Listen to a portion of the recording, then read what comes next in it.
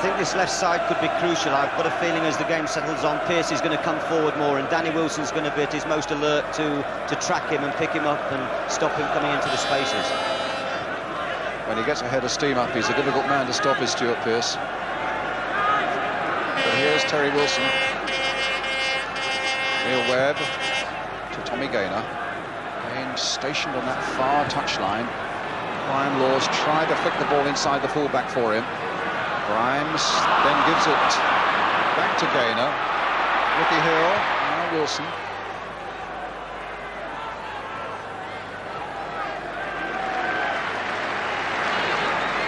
At the moment it's a game that's threatening to take off without actually doing it, isn't it? It's two passing teams, Brian, and both of them are very composed, not really rushing to get the ball forward. And see, you've got the extreme today possibly of two sides who are quite happy to pass the ball. I think Luton, when they get into wide positions, will look for balls into box a bit earlier than Forest, but at the same time at the moment it's cat and mouse. Ashley Grimes to Roy Wegley. Yes, Webb read that superbly for Forest and then had that little interchange with Lee Chapman. Webb going on. A little touch for Clough, back again for Webb. Webb shot! Good save by Seeley. Well, at least he stopped it and there was no harm in his inability to hold it, because there were no red shirts around and Danny Wilson was able to tidy up for him. Pleasant little intricate move forward there by Forest. Seeley behind the shot. Walker, back to Sutton. I think, Brian, has probably been one offside decision so far, the crucial one where Chapman's put it in. But I think you'll get today, the midfield players will really relish the space in between the two back forwards. It's a nice open game. There's not going to be the constant referee's whistle, and it's the team that passes it best and takes the chances that's going to win the day. Breaker. Clough winning that challenge against Priest, bringing Neil Webb into it. Kingsley back.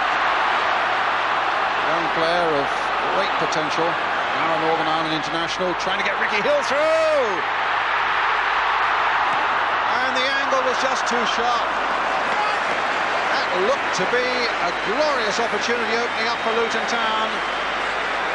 After some excellent work by Kingsley Black, and again a slip by Terry Wilson, not having his best game of the season by a long way. And suddenly the angle became more and more impossible until the end. It's a goal kick. It was a lovely subtle run by Hill, and it was the first time that Black's really got in possession of the ball and worked it. I would like to see him get the ball more, but he's playing slightly infield. He's not really hugging the touchline. And I'm sure that if he could get out there and they could get him a service wide, he could cause problems for Brian Laws, because maybe Brian's best in possession of the ball rather than defending. Well, here is Brian Laws, his cross coming in. Beaumont up well to deny Hodge any possibilities. Laws to Webb. Clough. Will Tommy Gaynor get to it? No, he won't. It's a goal kick. As you say, a great run by Ricky Hill as well, wasn't it? That looked odds on a Luton goal for a moment. Yeah, it was a clever little run because he just got on the blind side of Terry Wilson there, and Terry Wilson thought for a second he might have got it, but Hill's run and the accuracy of the pass just defeated him. Such an intelligent player. There have been stories this week that this might be one of his last games for Luton, that he might be on his way, although Ray Harford tells me he still has 1 year of a contract to run at Penworth Road.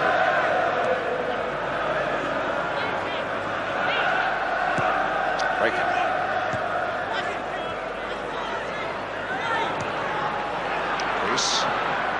Harford, Hill, spraying the ball about now, Luton. Danny Wilson, to Ashley Grimes.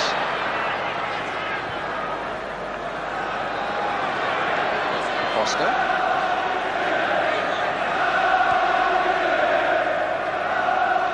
Pitch splendid for passing teams, it's good and it's true, splendid condition.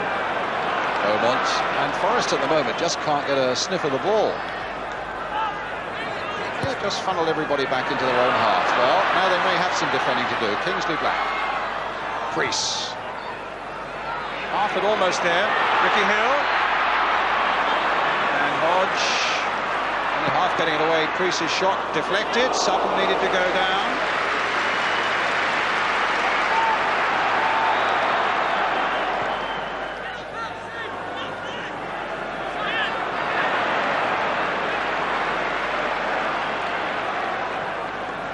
unless Black can get wide and get some possession of the ball, we're not going to have any orthodox wing play this afternoon. It's going to be very much, as I say, controlled passing game, and I'm sure Forest do miss that extra dimension of having Franz Carr out there with his pace to drag defenders. Harford offside.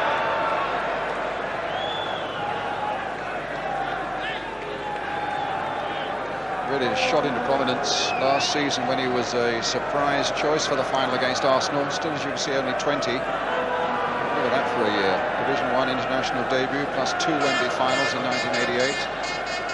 Simod as well as the Littlewoods. Opted to play for Northern Ireland as opposed to England.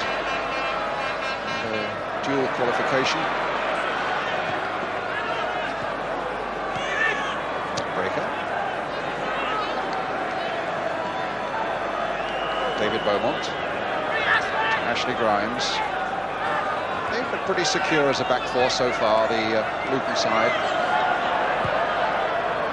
Playing that long ball. Law's getting it back to Sutton.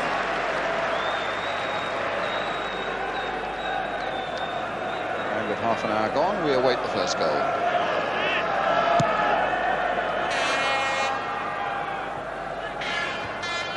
I'm sure the first half hour has suggested, Brian, that it's going to be far closer than many pundits suggested.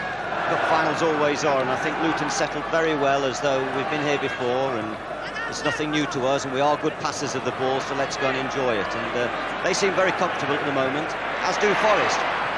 There's a limit of the pressure being put on to either back four. Wilson to Pearce. Off he goes on that run. Lee Chapman bowled over, though, as he did so. Danny Wilson to Roy Wegley. Breaker.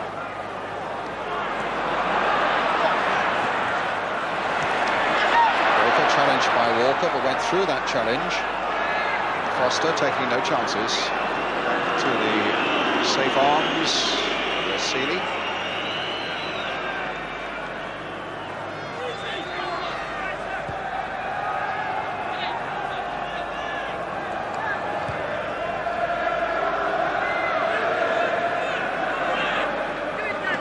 Breaker.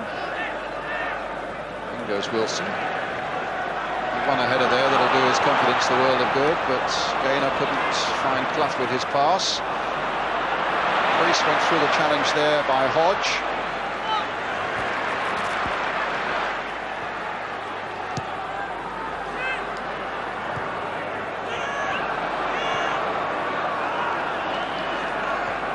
Well, at the moment you wouldn't think the team in the bottom three of the First Division was playing the team that's fourth in the First Division. Luton looking in a very composed state of mind.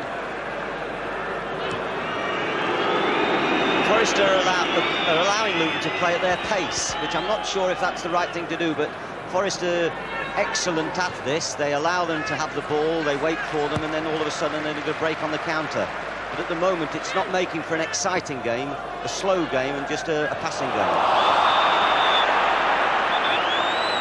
And an uncomfortable one for Nigel Clough. Beaumont just being called to referee Roger Milford for the challenge on the Forest number 9. Just an untidy scrawl, really. It didn't look anything too bad. But here's Neil Webb. Clough going in with Ricky Hill. David Priest gets it away now for Wegley, but he still can't get a run on the ball. Little Stephen Hodge stopped him there. Tommy Gaynor. Tommy went through 2 of them. Now it's with Ricky Hill. Kingsley back. Priest and Law's getting in a pretty unpleasant tangle there just for a moment. And right under the Royal box where all the Football League officials are standing, and Roger Milford quite rightly saying, come on. We don't want an afternoon spoiled with that sort of nonsense. Harford will be glad that he made it from the dressing room to the bench. Anybody who's had back trouble will sympathise with him. He's had some terrible trouble with his back over the last week. In fact, watching him yesterday on the training ground, he actually had to kneel down to get a bit of relief, still barking out his orders while the training went on. But consolation was he won the Grand National Sweep run by Luton Town players.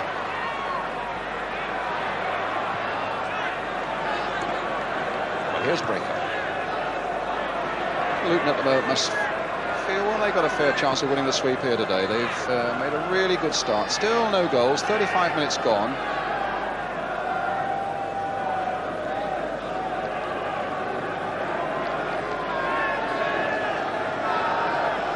Tim Breaker's throw.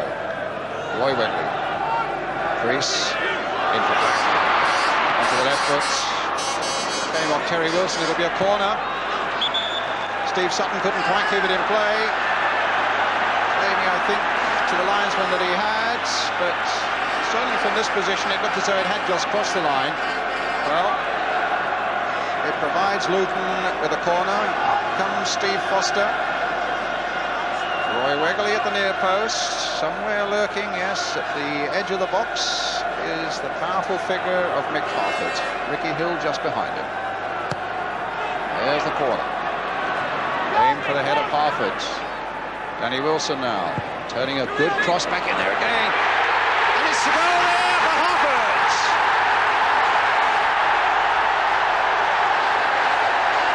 Sutton just got his hand to it, but couldn't stop it going into the net for Luton Town. And the big man who saves important goals for important cup ties. 2 in the semi-finals and he hasn't scored since. And although Sutton got an arm to it, Harford's header goes home. And Luton Town, the underdogs, go into the lead. I think Harford, there was 5 players around Harford there, but he still managed to scare them with his presence and direct his header. And I was just about to say when Priest took the corner how accurate he can be with that ball to the back post. And at the moment, one can see the Luton plan, and so far it's worked a treat. They're looking to hit Harford as early as possible, get balls into that box and hope to unsettle Forest in the air. Well, that's going to sort a few things out. And then we shall see how Forest can respond. Parker playing it in, Priest getting it away. Pierce again. Towards Webb on the far side. And push back towards goalkeeper Seeley by Ashley Grimes.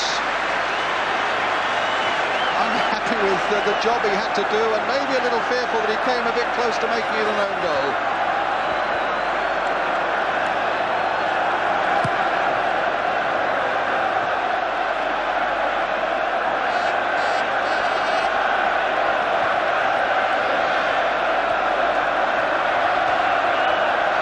Walker now for Forest.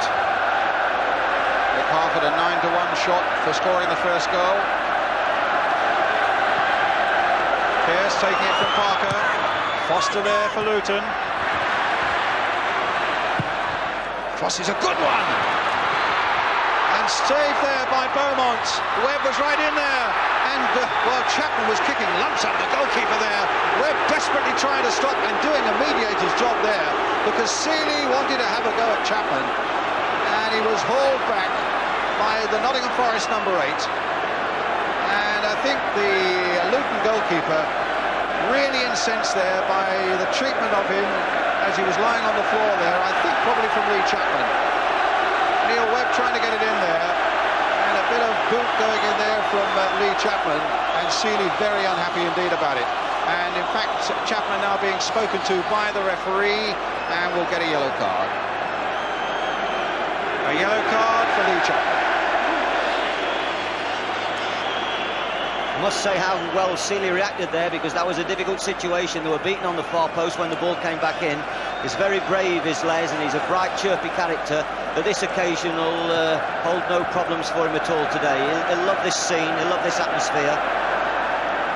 And he likes giving a few verbal volleys from the safety of his net. Black. To Harford. Grimes. Ricky Hill. Hill again. Black. Little bit of dazzle coming up from Luton Town. Black again. And again, Forest can't get near it, but now they can. Webb. still really hasn't made his presence felt on that midfield. And Luton continue to have more of the running, but now Hodge on the break for Nottingham Forest, brought down by Danny Wilson. It'll be a free kick.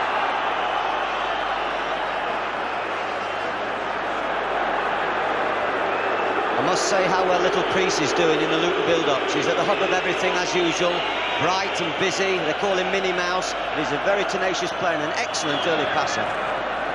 Hodge brought down by Breaker. Free kick to Forest. Maybe a little too far out for Nigel Clough to try something like curl towards the Luton goal, but Pearce is behind it, and he packs a real punch.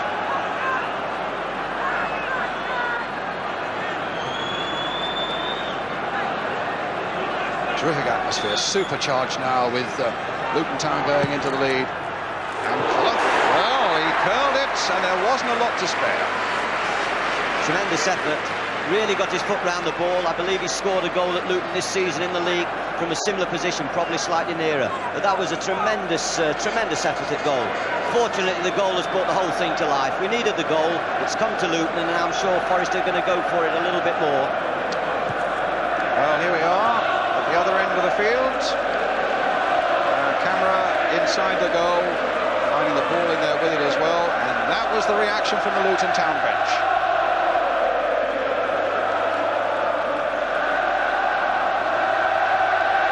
I didn't notice Ray Harford jumping up. I think his bad back prevented him doing that. I think he's got the doctor sitting behind him, Brian. I think the doctor's rubbing his back as the game's going on.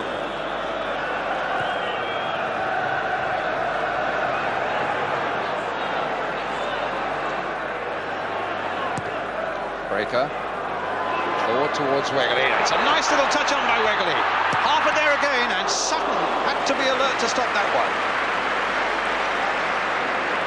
A lovely flick on by Wegley. They've missed his cutting edge while he was out with a hamstring injury. He missed 5 games, came back against Aston Villa last week. So valuable that he was in there today. Pearce for Nottingham Forest. Laws. Ashley Grimes, little Priest. That's Luton's ball. You made him man of the match, didn't you, in a live game at West Ham, David Priest? I did indeed. I thought he did very well in that game, and he's only in his mid-20s now. He's given good service to Luton, and it's hard to get talented left-sided midfield players who can be good playmakers and good workers at the same time. There's Walker.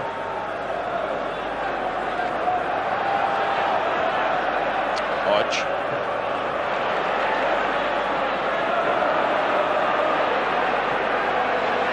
Parker. Right into the space for Pearce. It's with Webb. They're really working hard though, Luton. There were 3 around Webb once he got possession, and now they're breaking out quickly, but a little too quickly because Wilson could turn it back, but showing the pressure maybe that he's under. That was a real nothing pass. Danny Wilson. Harford. Pearce was with him.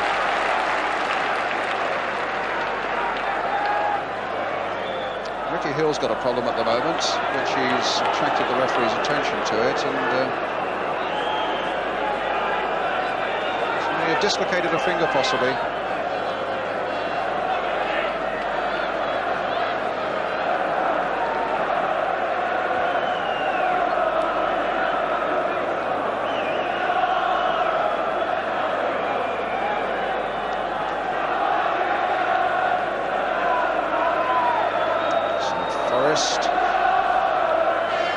Wondering how they can make good this goal scored after 36 minutes by Mick Harford. There he was, jumping above them all, off Steve Sutton, back of the net. It was a perfect ball, wasn't it, by Danny Wilson? Perfectly placed. And he's unhappy playing on the right side of midfield. There at the back here in the second row, Brian Clough, flanked by Alan Hill on the left as we look at it, and Ronnie Fenton on the right.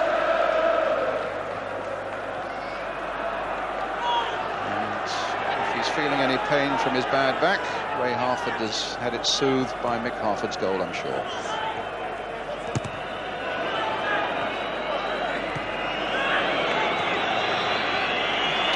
Webb, good skills. Deceiving Harford and deceiving Priest, but Priest is after him and brings him down. And the referee, oh, he was really angry with that, was Webb, and he was entitled to be as well, because that was a good move and he was well on his way. And Priest might well find he's going to get a yellow card. I just hope he didn't give him the yellow card as a result of Webb's protestations there, because that happened before. When the other yellow card was produced, it was after Sealy had a real go. And sometimes you wonder whether the player who's been fouled, if he gets up and makes a big song and dance, convinces the referee to do it. It wasn't a bad foul. But it was an annoying one, David, wasn't it, when Webb was clearly in full flight and fancied his chances a little bit. All fouls are annoying, Brian. That's right. Now, what's Clough going to do with this one? Oh, he's going to play it for Pearce. This could be interesting. Driven straight at Sealy.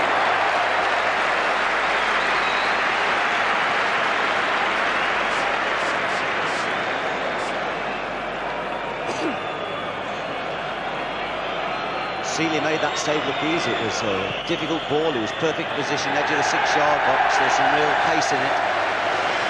Half-time whistle. And what a good first half for Luton Town, leading with Mick Harford's goal scored after 36 minutes. The underdogs leading in this Littlewoods Cup final at Wembley. We're going to take a short break.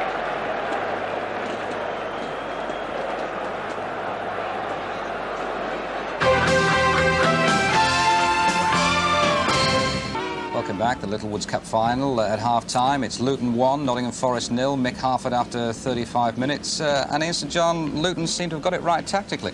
Well, they're certainly not playing like a team doomed for the second division, are they? And we were saying prior to the game that if they could get their old form back, they would give Forest a game, and they've certainly done that. I think that they're playing some terrific football and probably just deserve to be ahead. But it was Forest who almost drew first blood when Lee Chapman thought he'd scored. Well, we have the incident that we're always on about, aren't we? When a ball is played through and an attacking player is deemed to be offside simply because he's level. And in fact, we had it last week in the match, didn't we, from Old Trafford. Now, that is a very dicey one. As the ball is played there, in fact, you can see that he is onside. He is onside. But obviously, there's a linesman putting his flag up when he appears on the other side. Now, I do feel that we should have a change of law and make it that if you are level, you know, you're onside. Surely we've got to now start giving the attacking players a bit of a bonus, because the laws of the game state that if you're level, you're off, so the advantage is always to the defender. In that case, he was on anyway, so in really... that case, it looked to me on, from that angle and the way the pitch is cut there, you could see the lines. I thought he was onside. Unfortunate for the Forest fans who are watching this afternoon, didn't come down to Wembley. Now, of course, one goal did count, 35 minutes gone, Mick Harford, and you sort of predicted this on Satan Greavesy yesterday. Well, Jimmy and I were saying that, you know, how powerful Big Mick is in the air, and we also felt that Forest weren't that good there, and you can see he's up and he powers a header, and now you're looking at it, you might think, should the goalkeeper have got it? But I'm not too sure. You'll notice that he comes off his line initially for the cross, he makes his way out, decides no, it's not for me, and the power of the header is only about 4 yards away from him, so I wouldn't blame the goalkeeper. Well, of course, goalkeeper Les Sealy involved at the other end. Yes. This is when Lee Chapman was booked. What do you think of that? There was an almighty scramble here because the Forest lads were piling in on what was, for me, a loose ball. Sealy went down and Chapman went in just feeling for the ball. But, I mean, he didn't really kick him. He turned away to walk away, and Sealy lost the head. And if it hadn't been for young Webb, who knows what might have happened there. I wonder whether Sealy's reaction actually got Lee Chapman booked briefly. Well, I think so, because for me it was an innocuous challenge, you know. I think he had to go for the ball. But I said last week about goalkeepers losing the head, you know, for nothing. They come out and batter us as forwards, but if somebody goes against them, you know, they want to get the handbags out. Ian, what we've got now is the goals from the bottom half of the First Division, where normally Luton would be involved. We start with the 3-3 draw between Middlesbrough and Southampton, who've both been leaning prettily heavily on the self-destruct button since the turn of the year. You'd have to have been a supreme optimist to have expected a 6-goal extravaganza at Ayresome Park. Both Middlesbrough and Southampton on the edge of the relegation whirlpool. Both needs points more than entertainment bonuses. That's Gary Hamilton, though, and the Borough one up just before half-time. Skipper Tony Mowbray the culprit, and Rod Wallace in with the equaliser early in the second half. Southampton, though, seem to be set for another win thanks to Neil Ruddock. Remember, his penalty ended their 20-match barren streak last week. A big deflection. And that's 2-1 to Southampton. Poor Paul going the wrong way. Ruddock in the action again. Good header, that one. 3-1 to the Saints. Bruce Rioch's side, though, showing huge resolve. I just wonder where they'd be without the goals of Bernie Slavin. Watch this one. Terrific individual effort from him. Flies in past Burridge, and that's 15 for Slavin this season. Middlesbrough brought on the substitute, 20-year-old Mark Burke, and just a couple of minutes to go. And it's Burke who gets the equaliser for 3-all. All very dramatic, but both the Borough and Southampton still very uncomfortable.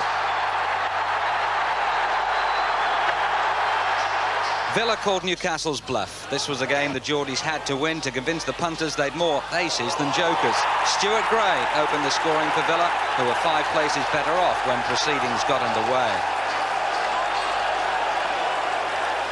There was little to choose, though, in terms of morale. Villa's recent goals record, or lack of it, coupled with their away form, wasn't exactly comforting. David Platt's great effort after 74 minutes, though, gave them some breathing space.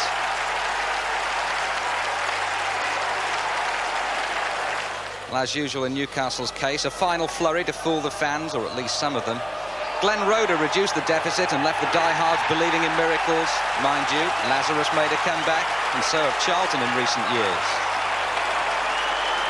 Newcastle will confirm if you don't win your home matches, you're in trouble, and West Ham have only taken 3 points once at Upton Park all season. They've beaten Derby twice, though, but Gary Micklewhite's early goal was a painful blow for the Hammers.